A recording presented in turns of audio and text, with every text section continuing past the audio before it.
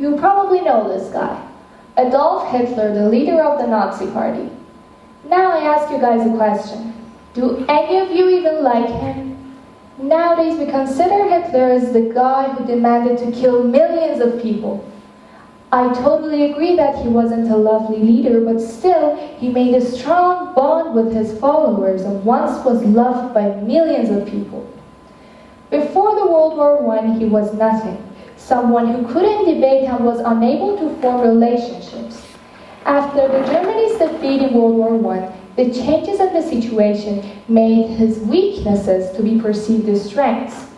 His inability to debate was taken as strength of character, and his refusal to make small talk was considered the mark of a great man who lived apart from the crowd. At the beginning, not many people liked him, that only 2.6% of the votes of 1928 election were for the Nazi Party. But yet, less than 5 years later, he was the Chancellor of Germany and the leader of the most popular political party in the country. But there is a huge question that how could someone as strange as Hitler ever gain power in a country at the heart of Europe? A part of the answer to this question is to be found in Hitler's leadership. More than anything, it was that he found he could make a connection with his audience, and many call this connection charisma. Charisma is the quality of being able to attract, charm, and influence. Genuine charisma is connected with something new, and an extraordinary situation makes a structure so that charisma leads to actions, movements, and events which are extraordinary, not routine. For example, the famous speech, "I Have a Dream," from Martin Luther King, bolded the anti-racism idea in the US. The vision of equalism in the US was so new and exciting for so many people that made them follow him. Due to the examples told above, charismatic people can be categorized in 4 main categories: focus charisma, visionary charisma, kindness charisma, and authority charisma. Focus charisma.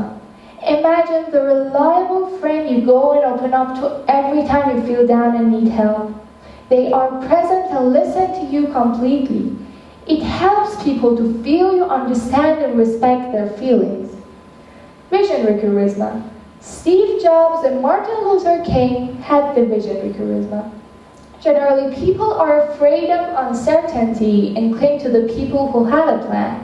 Visionary charismatic leader sees his roles and actions to be his destiny. Visionary charismatic people have an ideal vision of the future, and their bold conviction and belief in their vision makes them incredibly charismatic. You know the kind of people who are full of positive energy and spread love wherever they go? That's kindness charisma. Developing warmth and making others feel welcomed is the key here. Authority charisma. Authority is the most powerful type of charisma. History's leaders, both good and bad, had the power to change, had convinced others that they had the power to change the world. And the followers follow them because they need them to be extremely qualified. For example, Gandhi convinced a group to walk a 240 miles march in only 24 days in order to protest against the unfair rules. The charismatic leader has learned how to use his influence on followers, and sometimes even takes advantage of this influence.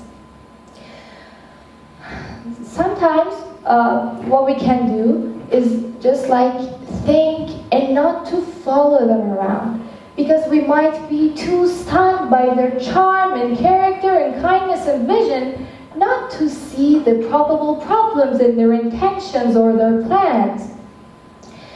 Of course, back to 1939 in Germany, there were so many other political and economical problems.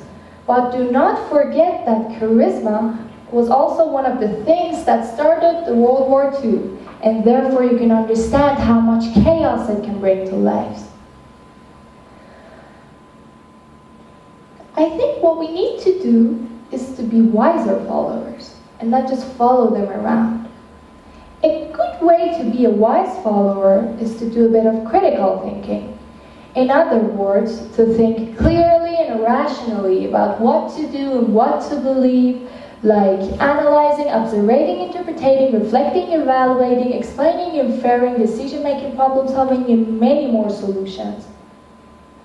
As Shinoda Bolen says, I believe, one must scan every life choice with rational thinking, but then base the decision on whether one's heart will be in it.